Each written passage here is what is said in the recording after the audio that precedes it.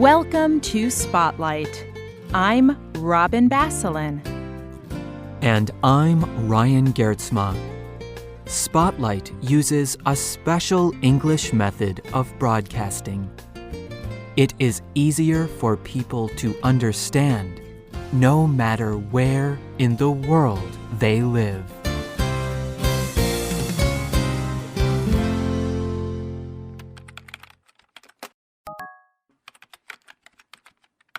Every day, more than 1 billion people connect with each other using social media. People post pictures on websites like Facebook. They like and share videos that they have watched on YouTube. And they send messages to friends using programs like QQ Messenger. In just the last 10 years, social media has completely changed the way we communicate. And it has let us communicate with people around the world. But how does using social media affect us? Scientists from many different countries have studied this question. They have looked particularly at its effects on human emotions and relationships. Some studies show that using social media can cause depression, and other studies suggest that it can negatively affect our relationships. Today's Spotlight is on the positive and negative effects of social media. The main positive effect of social media is also its purpose: connection. Modern life can be very busy. Many people work long hours. Other people live far away from family and friends in different cities or countries. Today, many things separate people, and it can be difficult to stay connected with the people that are important to us. Zeynep Tufekci is a scientist who studies social media and human behavior. In The Atlantic magazine, she wrote, "Social media's very fast rise is a loud and growing attempt by people everywhere to connect with each other. They are connecting, even with all the barriers that the modern world forces on our lives." Social media can also help people make new friends. Often, these are friends they would not have met without social media. For example, imagine you have a very particular interest. You love the science of soil. Usually, you would not meet very many people who are also interested in soil. But through social media, you can find people all over the world who share your interest in soil science. Social media can also help people spread news about major world events. This lets people all over the world react more quickly and even help. For example, in January of 2010, the small country of Haiti experienced a major earthquake. More than 100,000 people died. Millions more people needed food and shelter. Soon after the earthquake, the International Red Cross started an appeal for aid using social media. Very quickly, they raised many millions of dollars to help the earthquake victims. Wendy Harmon, the Red Cross social media manager, told Mashable, "The result was huge. I am sure that it would not have spread so widely without social media." It is clear that social media has many positive effects. But some scientists warn that social media can also harm people. The Public Library of Science published a major study in 2013. This study looked at people from the United States who used the social media website Facebook. The study found that the more these individuals used Facebook, the less they were satisfied with their life. And scientists observed that this could cause feelings of depression. Another major study in Germany found similar results.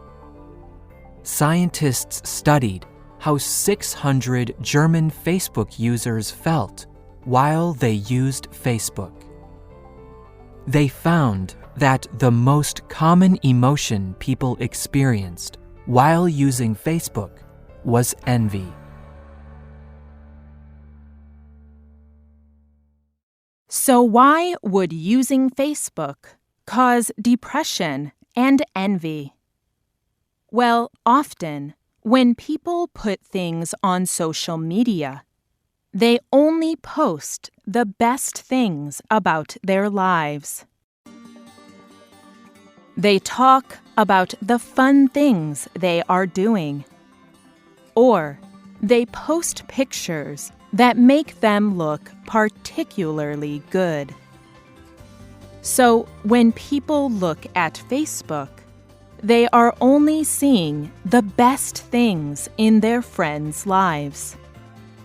This can make them feel less satisfied about their own lives. And they can begin to feel envy because their friends' lives look so perfect. Researchers also noted that Facebook relationships are different than normal relationships. When someone sees a friend regularly, they see both the good and bad in that person's life. But if someone only sees a friend on social media, they will probably only see part of their friend's life. This makes social media relationships very different than normal relationships. Sherry Turkle is a technology expert that teaches at MIT in the United States. Turkle claims that social media is decreasing the quality of our relationships. When people use social media, they do not talk deeply or for very long. And being someone's Facebook friend demands very little effort. Turkle wrote about social media relationships in the New York Times. She said, "We expect more from technology and less from one another. More and more, we desire technologies that provide a false idea of relationship without the demands of relationship." Many people have begun to notice the negative effects of social media themselves. Ashley Elzer is a young woman from the United States. In 2011, she began to notice that Facebook was affecting her relationships.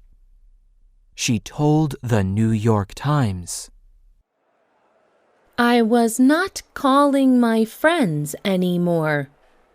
I was just seeing their pictures and comments on Facebook. And I felt like that was really connecting to them." But Elzer began to recognize that she was not truly connecting with her friends.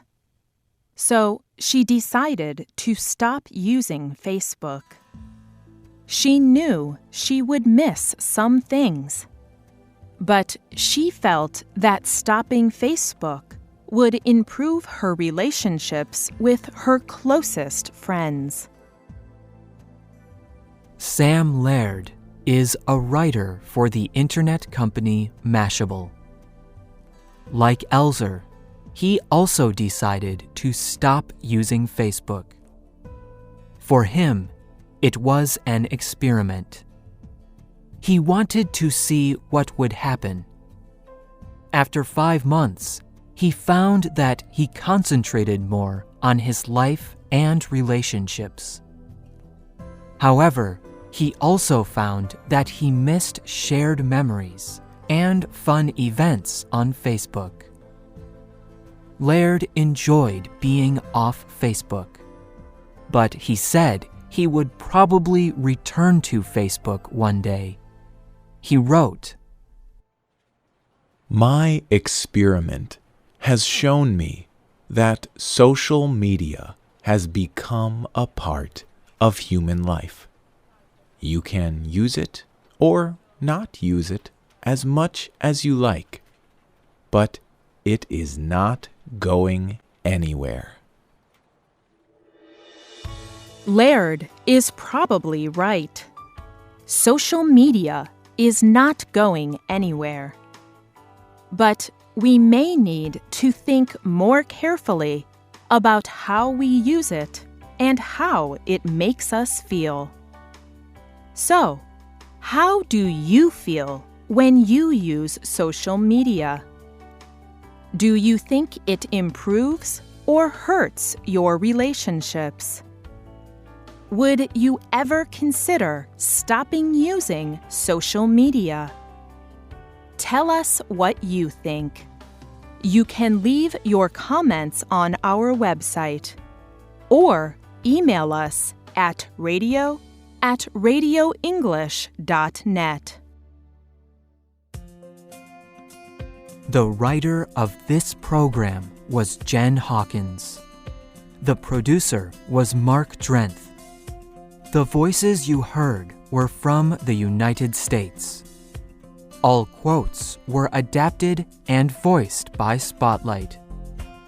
You can listen to this program again and read it on the internet at www.radioenglish.net. This program is called The Good and Bad of Social Media. We hope you can join us again for the next Spotlight program. Goodbye.